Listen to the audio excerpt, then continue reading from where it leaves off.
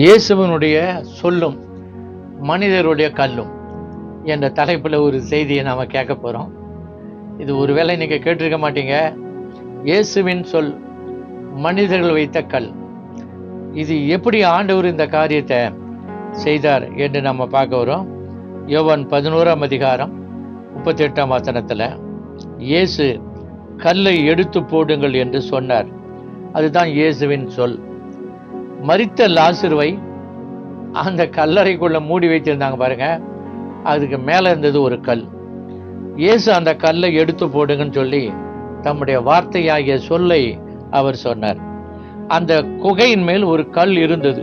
யோவான் 11:39 வாசிக்கிறோம். அருமையானவர்களே, இங்கே பார்த்தீங்கன்னா இன்றைக்கு இயேசுவின் சொல்லுக்கு முன்பதாக, இயேசுவின் வார்த்தைக்கு முன்பதாக எந்த கல்லோ எந்த மனுஷனுடைய வார்த்தையோ ஒன்றும் பண்ண முடியாது. கர்த்தர் செய்ய போகிற அற்புதத்துக்கு அது தடையாக இருக்க முடியாது.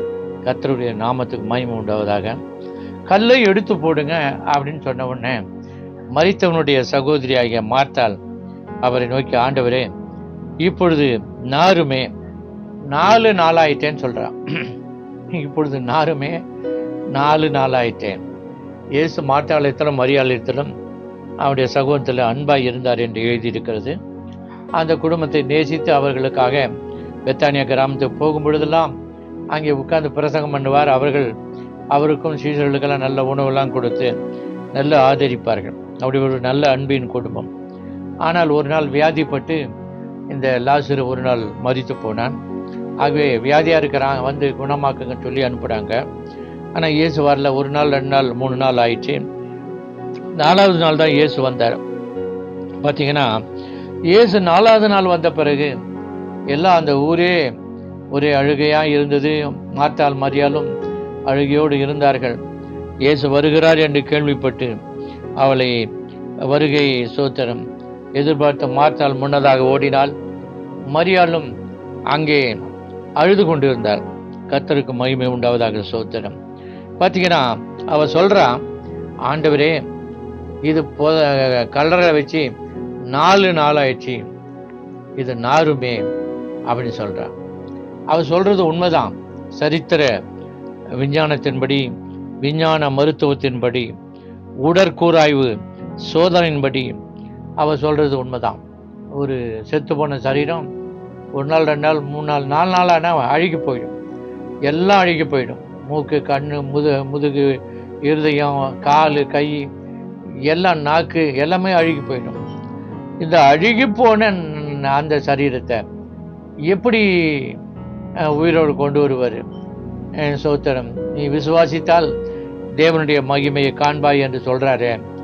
4 நாள் ஆயிட்டு கல் எடுத்து போடுன்னு சொல்றாரு. ரொம்ப நாருமே, என்ன பண்றது அப்படின்னு சொல்லி மார்த்தாள் அவிசுவாசமான வார்த்தையை பேசுகிறாள். கர்த்தருக்கு சோத்திரம். ஆனால் தேவன் இயேசு கிறிஸ்து என்ன சொல்றாருன்னா, அந்த இடத்துல அவர் சொல்ற வார்த்தையை நீங்க பாருங்க. முக்கியமான ஒரு காரியம் பாருங்க. சோத்திரம். இந்த லாசருவை உயிரோடு எழுப்பும்படி ஏற்கனவே அந்த மரியாளிடத்துல மார்த்தாளிடத்தில் சொன்னார், நானே உயிர்த்தெழுதலும் ஜீவனுமாயிருக்கிறேன், என்னை விசுவாசிக்கிறவன் மரித்தாலும் படைப்பான். மரித்து விசுவாசோடு இருக்கிறவன் மரியாமலும் இருப்பான் அப்படின்னு ஆண்டவர் அந்த மாதா கிட்ட சொல்றான். அப்ப கல்லை எடுத்து போடுங்கன்னு சொல்லும் பொழுது எல்லாரும் என்ன செய்ய போறாரு என்று சொல்லி அவர்கள் கலங்கி கொண்டிருந்த நேரத்தில் கர்த்தருக்கு சோத்து. அருமையானவர்களே, இங்கே நாம பார்க்கிறோம், தேவனால் கூடாத காரியம் ஒன்றுமே கிடையாது. கர்த்தருக்கு சோத்தர். எரேமியா 32:27 மாம்சமான யாவருக்கும் நான் தேவனாகிய கர்த்தர், என்னால் செய்யக்கூடாத அதிசயமான காரியம் ஒன்றுமில்லை. இப்பொழுதும் மாத்தாலே, நீ விசுவாசித்தால் தேவனுடைய மகிமையை காண்பாய். விசுவாசிக்கிறவனுக்கு எல்லாம் கூட என்று கர்த்தர் சொல்லுகிறார். நானே உயிர்த்தெழுதலும் ஜீவனுமாய் இருக்கிறேன், என்னை விசுவாசிக்கிறவன் மரித்தாலும் பிழைப்பான், உயிரோடு இருந்து என்னை விசுவாசிக்கிறவன் மறியாமல் இருப்பான்னு சொல்லி இருக்கிறார். கர்த்தருடைய நாமத்தினால உங்களுக்கு சொல்றேன். ரோமர் 8:11 சொல்லுகிறது, இயேசுவை மரித்தோர்ந்து எழுப்பினவருடைய ஆவி உங்களில் வாசமாயிருந்தால், கிறிஸ்துவை மரித்தோர்ந்து எழுப்பினவர் உங்களில் வாசமாயிருக்கிற தம்முடைய ஆவினாலே சாவுக்கு ஏதுவான சரீரங்களை உயிர்ப்பிப்பார் என்று சொல்லியிருக்கிறது.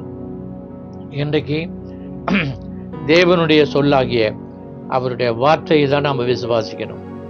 கல்லை எடுத்து போடுங்க சொன்ன உடனே இவன் நாருமே 4 நாள் ஆயிட்டேன்னு சொல்கிறான். ஆக நம்முடைய விசுவாசம் கிரி செய்யாதபடி அவிசுவாசம் என்னும் கல் இருக்கிறது.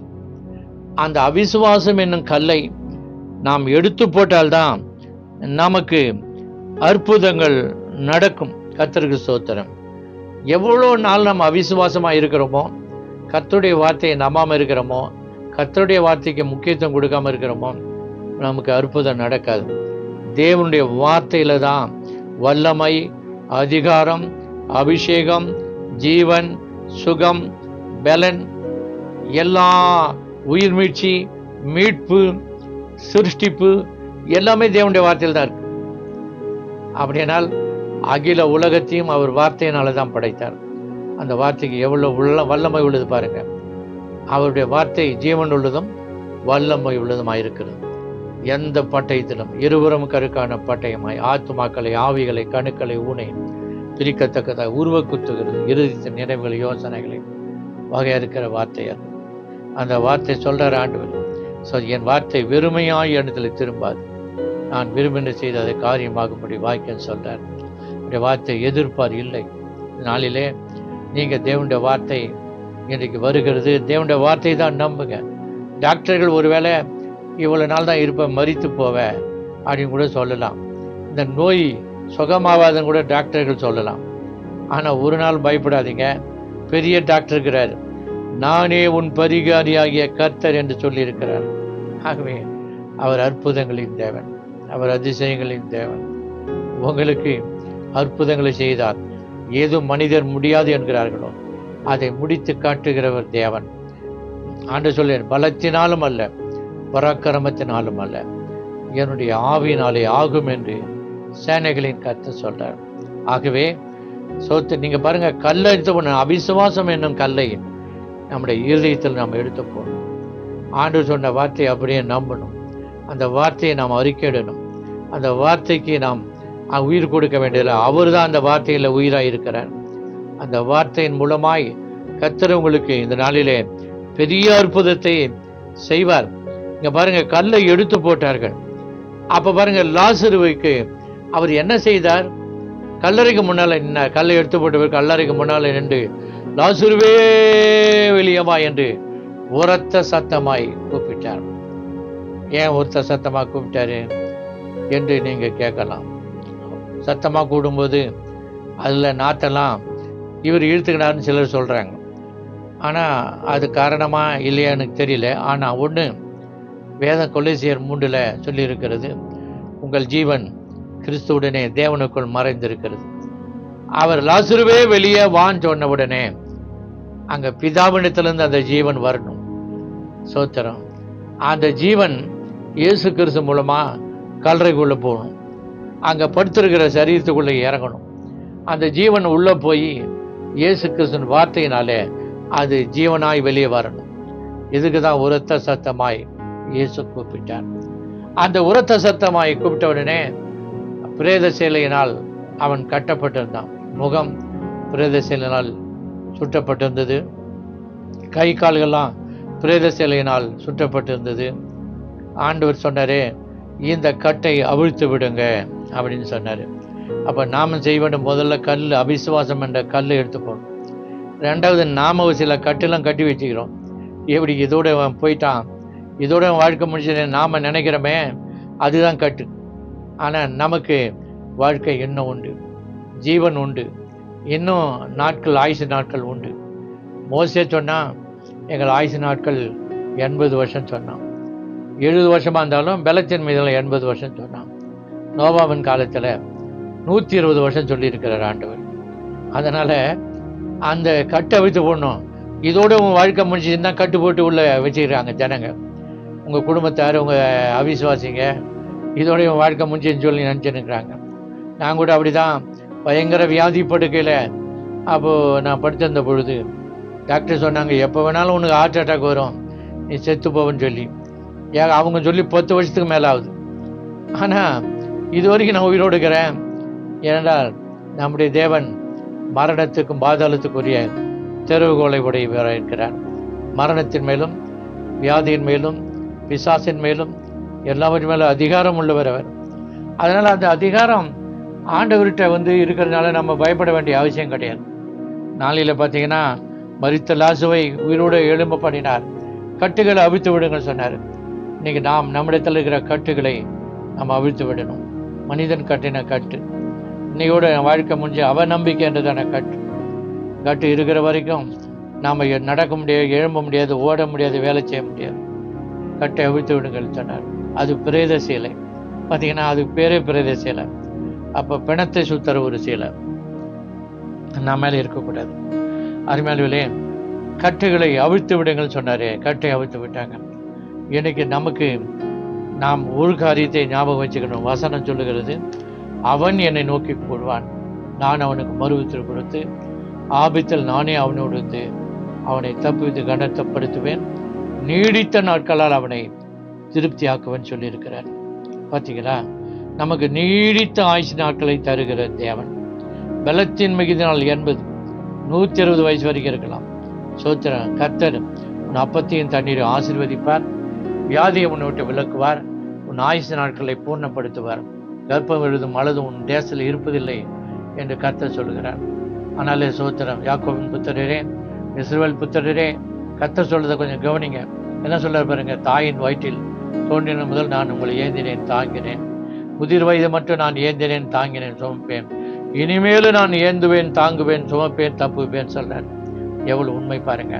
நாளிலே மரித்த லாசருக்கு எப்படி அவனை உயிரோடு எழுப்பி அந்த சகோதரிகளுக்கு சந்தோஷத்தை மகிழ்ச்சியும், அந்த பெத்தானியா கிராமத்தில் இருக்கிற அப்படி எல்லா ஜனங்களுக்கும் மகிழ்ச்சியும் சந்தோஷத்தை உண்டாக்கி கர்த்தர் ஒரு பெரிய அற்புதம் செய்து மகத்துவமான ஊழியத்தை செய்து தேவனை எப்படி மகிமைப்படுத்தினார் பாருங்க.